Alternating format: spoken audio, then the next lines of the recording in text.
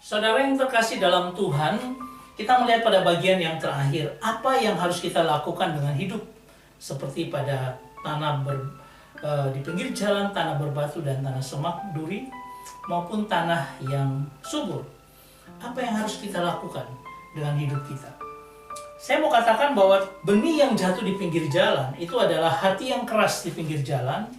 Nah, apa yang kita harus lakukan adalah membajak tanah itu, hati kita dibajak, supaya tanah yang keras dihancurkan dan benih itu bisa masuk.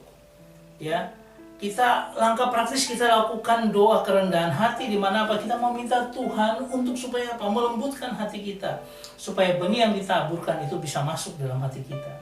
Ini harus ada keterbukaan, berhenti kita menjadi defensif atau sinis terhadap kebenaran, tapi kita terbuka dengan firman Tuhan. Ya, kita terbuka untuk mendengar. Nah, kemudian kita bisa melihat bahwa benih yang jatuh di tanah yang berbatu seperti apa? Itu hati yang dangkal, ya. Hati yang memiliki antusiasme tapi tidak memiliki kedalaman. Masalah utama adalah kurang berakar. Ini harus kita bangun apa? Membersihkan batu dan melakukan pendalaman akar. Batu egoisme, kenyamanan harus disingkirkan. Bahkan langkah praktisnya adalah kita lakukan pemuridan, kita belajar sungguh-sungguh akan firman Tuhan. Benih yang jatuh di semak berduri seperti apa? Hati yang terbagi adalah apa? Yang di semak berduri. Masalahnya bukan benih tidak tumbuh, tetapi karena ada saingannya adalah tumbuhan-tumbuhan lain, ya, seperti semak berduri. Itu adalah kekhawatiran, ambisi dunia. Nah, yang begitu kuat menekan kita. Nah, treatmentnya adalah penyiangan, memotong hal-hal yang menghimpit pertumbuhan rohani kita. Mungkin kesukaan, kesenangan kita.